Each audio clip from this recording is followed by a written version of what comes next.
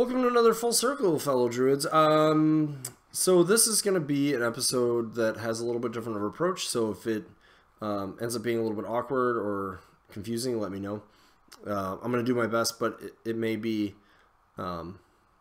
difficult. But what I want to talk about is how to identify in your list the models that are important for your matchup. Because I think this is something a lot of people... this is one of those places where when we're looking at like how you approach list building, a lot of people like to so I'm calling this tactical discussion, but it's also going to get into list building a little bit, but we kind of have to address list building to explain identifying your models. So when a lot of people are building lists, they sort of are wanting to maximize a particular benefit or like maximize a particular thing, and there's some strength to doing that. But there's also putting pieces in your list that have a role, or sometimes a specific role. Sometimes they have a bunch of roles they can occupy, but understanding when you need them. And being able to do this is how you're going to be able to take some of the matchups that might be a little bit out of your favor and get them back into your favor. Or sometimes how you can dig yourself out of a matchup that would otherwise be very poor for you and make it, much more in the favorable direction. So let me talk about a few of these things, right? So if we're talking about, for example, I just had an episode that released that talks about my tournament. And if we talk about like my Una 2 list, and if you look at it, you'll see I have, there's actually like 5 solos in the list if you count the Gallows Grove.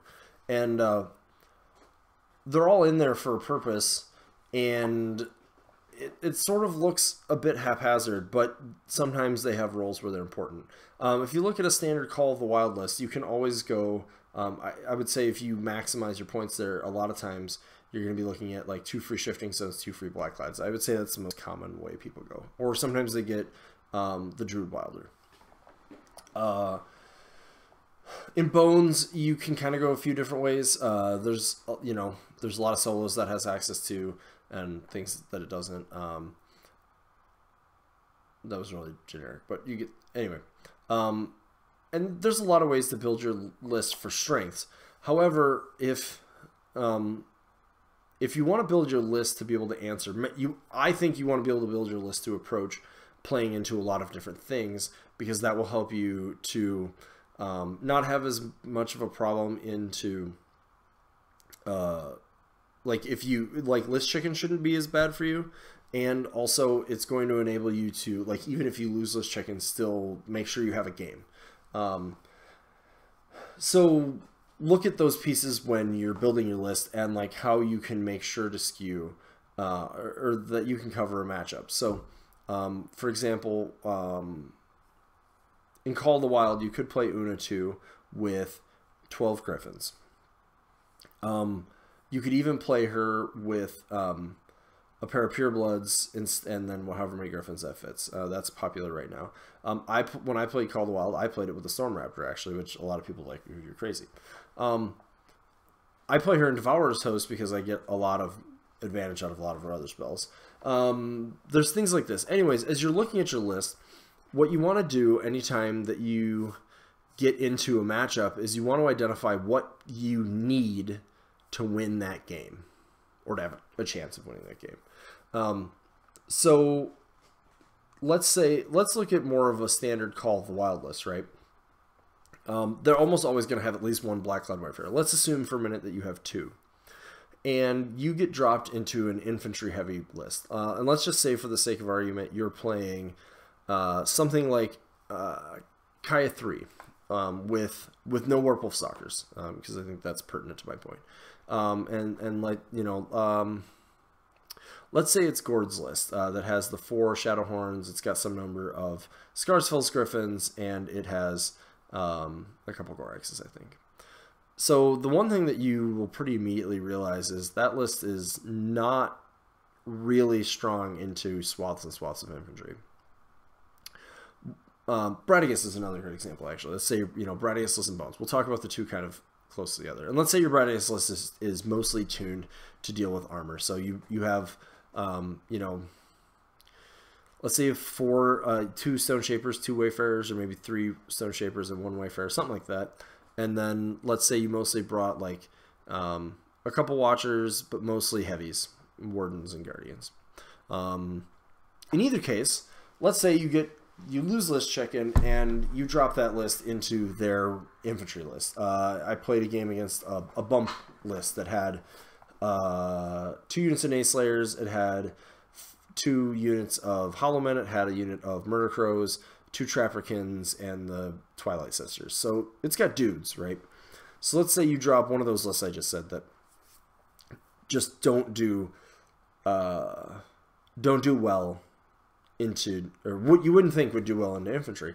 And now the most important thing in your list, depending on the list you brought, is going to be those Black-clad Wayfarers. The sprays that they provide, along with potentially Battle Wizard, though be careful not to overcommit on that, because if it doesn't work, you've actually probably lost a lot of attacks. So it's a weird ability. Regardless, in those matchups, your Black-clad Wayfarers are going to be really important. And the reason that they're going to be very important is because you need to kill a lot of dudes, and they have relatively accurate, relatively good POW spray attack that can hit a lot of models. So you can keep using those. You want to do your best to keep getting work out of those Black-clad Wayfarers. Now, a way you could have made that list more, either of these lists, the same thing's true in the Bradius list. The way you could have made these lists even more flexible, you could build more. You could build more flexibility into these lists. So, like Call of the Wild, a lot of people don't necessarily like bringing Lord of the Feast. However, Lord of the Feast is a model that can make multiple melee attacks in any given turn.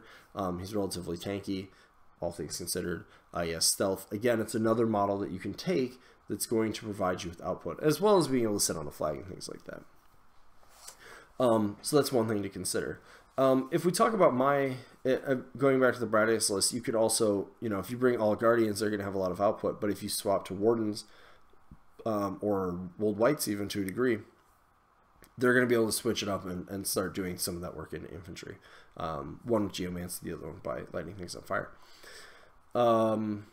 If we talk about my Una 2, I'm going to go from there and kind of talk about the 2 lists I've been playing a lot. So in my Una 2 list, I have my battle group of 6 Griffins and the 2 Goraxes. I have the Wolf Rider units, and then I have a Night Witch, a Shaman, and a White Mane, and Lanissa. So Lanissa is going to vary, but mostly she's going to be important to threaten to increase my threat, basically, and then do it if I provided with the opportunity. But mostly people have to go, oh, well, she can make something, like the threat range I think I have, she's changing that output. So, and technically that does apply to the Wolf Riders and things too. So anyway, so now what's the most important? Well, if I need to make sure I'm scoring circle zones, I probably need to prioritize keeping a Wolf Rider alive in the unit that needs to do that. So breakdown,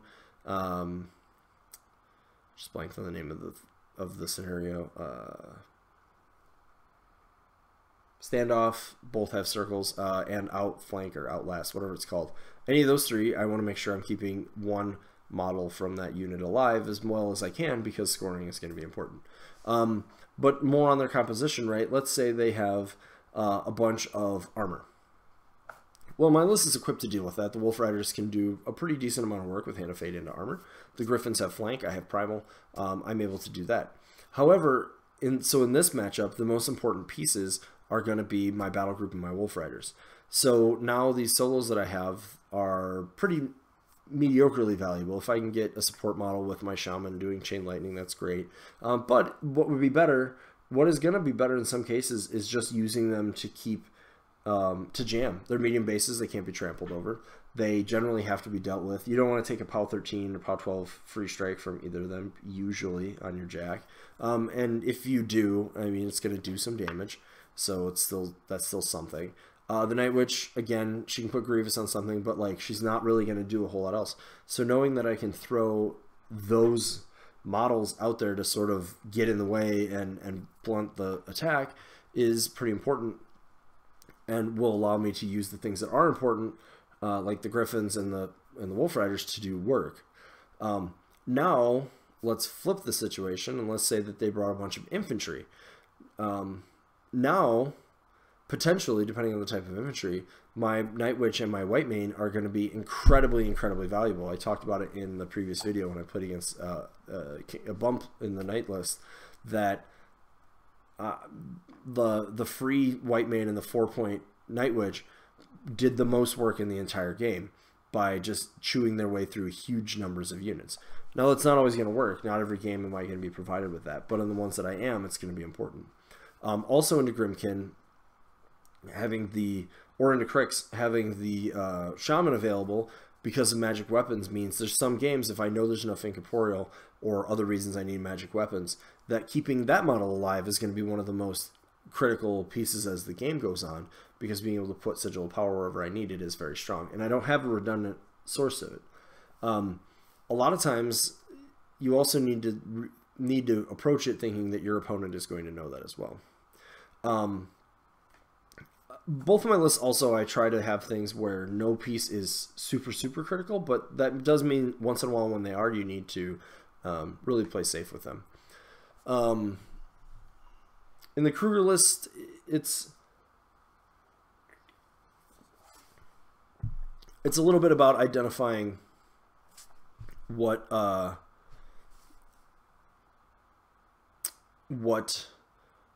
you need to be able to do there as well. Are you going to need to be able to control the game? Do you need to be able to... Is scoring important, right? So like sometimes my Wayfarers, the best use for them is actually that they can go and use the phase jump ability to move a significant place across the table to make sure they're contesting a zone, because they're sort of one of the faster pieces there. Same thing with the Woldweird.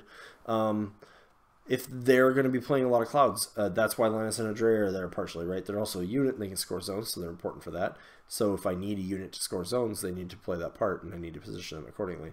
If I know that there's clouds or stealth models, I need like a stealth solo type thing, like a Gremlin Swarm. Using Adrea's True Sight is going to be really important there.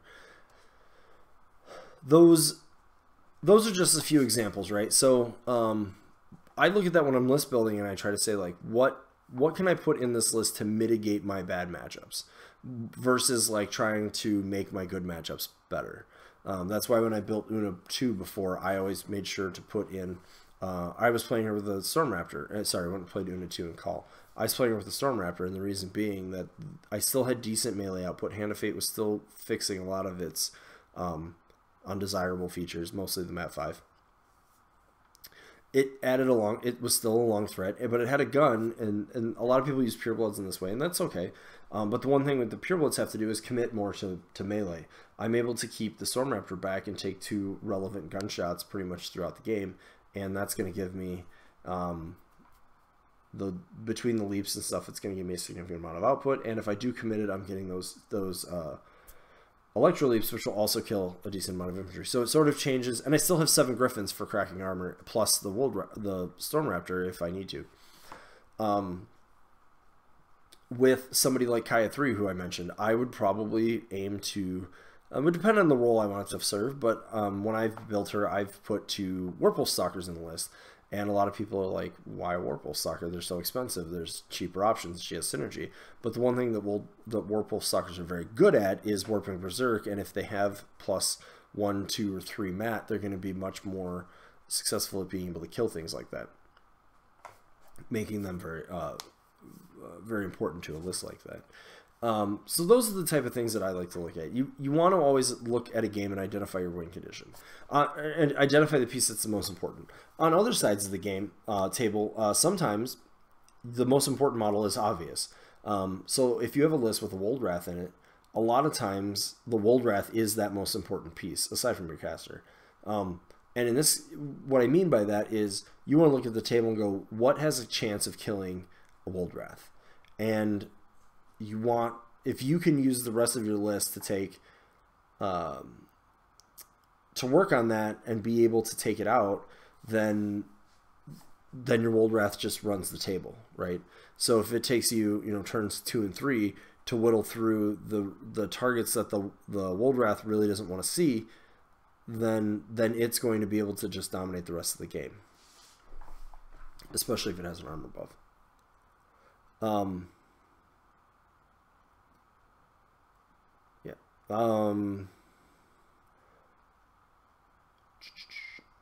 Trying to think of a few things. There's always going to be lists like this. You want to identify the way your list is approaching things and the pieces that are important. That's the gist of this. And you always want to be looking at that as your matchup progresses. What pieces do I need? Sometimes the RFP in my Una list is the most important thing, because you need to make sure a certain piece of theirs is removed from play to minimize your like what it can do to you, or their corpse collection gets minimized.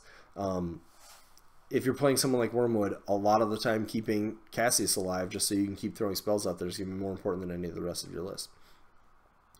Your caster is obviously always going to be important, so don't, make sure you always recognize that, of course. Trying to think of a couple other good examples.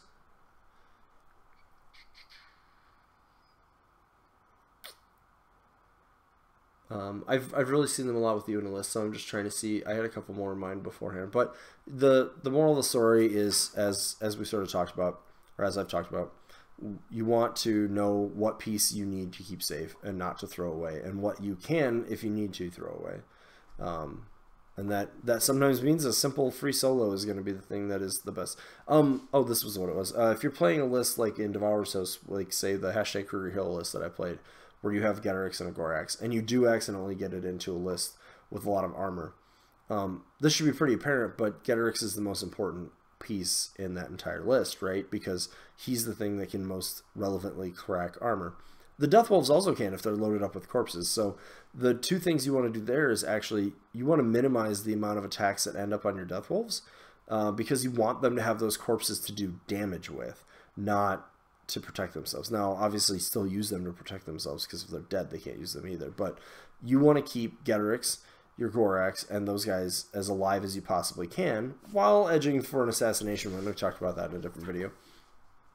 And so that he can do the work he needs to. Or if they have a single Colossal, right, as long as you can deliver Getorix to it and a few more attacks, you'd probably be okay identifying things like that. In a high defense list, if you have, say, like Mosar or Kai-1, they can both kind of do this trick, and you have Wild Argus, keeping that Wild Argus safe so that you can continue to use Doppler Bark is going to be really important. And so on and so on. So when you get to a matchup, you really want to identify what in piece, and sometimes no one piece is going to be more important than the other, but what do I need to keep alive, or in what way can I make a small tweak to this list so that I have more of those pieces that will help me. They'll be okay in my good matchups, but they'll help me mitigate some of my bad matchups. Anyways, as always, thanks for watching. Feel free to hit the bell to subscribe if you want to make sure you stay in tune with when all of my videos drop. Feel free to start up any conversation on the shows and share them on social media. Feel free to talk in the Full Circle group on Facebook, hit up the Discord, go to Twitter. And as always, thanks for watching.